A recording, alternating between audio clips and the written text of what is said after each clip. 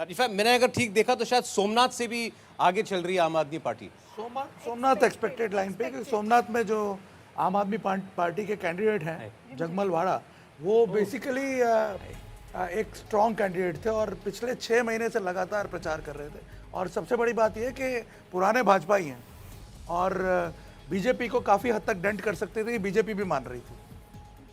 सौरभ, ये ध्यान देने वाली चीज है कि बीजेपी की टैली बढ़कर 140 हो गई है और कांग्रेस 29 पर पहुंच गई है। जैसे जैसे आम आदमी पार्टी की सीट बढ़ती है, कांग्रेस की और कम होती जा रही है। क्या बिल्कुल। गोधरा में देखें अब बीजेपी की लीड बढ़ रही है, 8000 वोटों से आगे हो गए सीके राहुल जी, जिनके बारे में हमने चर्चा की थी, बड़ा कंट्रोवर्शियल फिगर रहे इस बार। वो 8000 वोट से आगे चल रहे हैं गोधरा के अंदर। और निर्णय कल बता रहे थे हमको, लोगों को ये बड़ा मिसकंसेप्शन है कि गोधरा जो है वो कोई मुस्लिम बहुल सीट है, ऐसा नहीं है। हालांकि वहां से वो ये हिंदू मुस्लिम वाला नैरेटिव या इस किस्म की बातचीत जरूर आ जाती है, गोधरा का नाम आती, लेकिन गोधरा ऐसी कोई अपने आप में सीट नहीं है।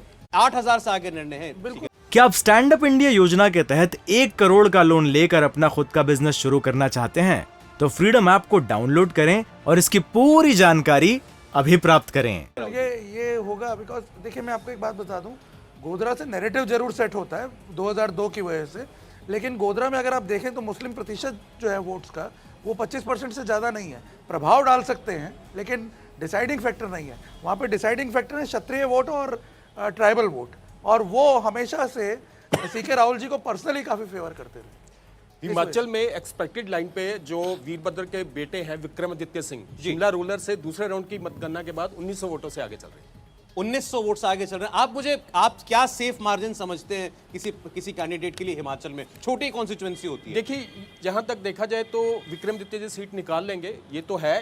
सेफ मार्जिन अगर 4-5 हजार से आगे हो तो फिर थोड़ा सेफ समझा जा सकता है, ठीक, कम से कम। सौरभ, इनके पास जो लोकल सोर्सेस से हिमाचल की जानकारी आ रही है कैंडिडेट्स के बारे में, वो ज्यादा जानकारी बता दें दर्शकों को। जी बिल्कुल, अगर आपके पास और भी जगहों से आ रही होगी जी, जैसे जैसे आ रही मैं अपडेट करता जा रहा हूँ। जी बिल्कुल। देखिए, 35 पर बीजेपी है इस वक्त, कांग्रेस पार्टी 3 पर चल रही है और अन्य भी 30 पर चल रही है कांग्रेस और 3 पर अन्य चल रही है। सौरभ भाई, ये 150 की तरफ ऐसे ही नेचुरली ना बढ़ जाए कोई बिना जोड़ तिगड़प के, तो यदि 150 भी बीजेपी जीत जाए गुजरात में तो कोई आश्चर्य की बात। देखिए, 12 पर आम आदमी पार्टी आ चुकी है स्वामी जी, 27 पर पहुंच गई कांग्रेस पार्टी की टैली और 141 पर बीजेपी। जो दिख रहा था आम आदमी पार्टी का प्रेजेंस कांग्रेस को बड़े पैमाने पर डेंट करेगा, वो यहाँ परिणामों में भी साफ दिख रहा है। मनोज जी, कोई करेक्शन करना है आपको? नहीं, करेक्शन नहीं करना है। जो चीजें मेरे डेटा में नहीं दिखा आम आदमी पार्टी का वोट शेयर, और ये आते हुए दिख रहा है, तो कहीं ना कहीं हमारे डेटा में कहीं ना कहीं उसमें मैच नहीं किया और हम पिछड़ रहे हैं। लेकिन जितने भी आम आदमी पार्टी के 12 सीटों में से करीब करीब 6 सीटें ऐसी हैं जिसमें बहुत लो मार्जिन अभी बना हुआ है। लेकिन इसका ये मतलब नहीं कि मैं सफल होने ही जा रहा हूँ, लेकिन ये मैं स्वीकार करता हूँ। इसको कहते हैं डेटा में डेंट। हाँ, डेटा में डेंट।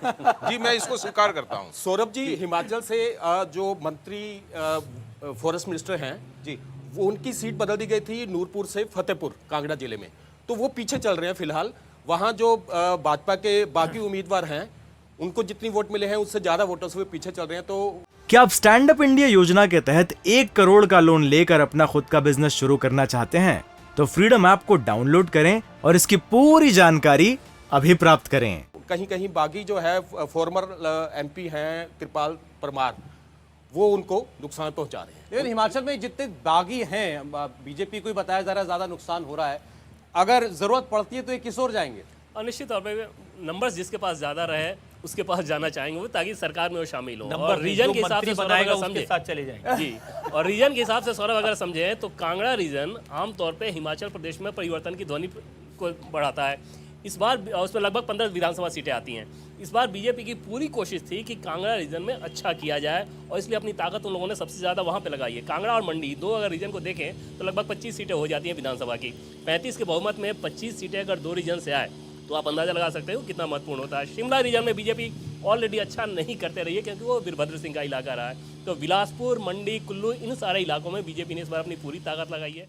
इंडिया टीवी हर वक्त हर जगह डाउनलोड करने के लिए सर्च करें India TV news Google play store या ऐप स्टोर पर।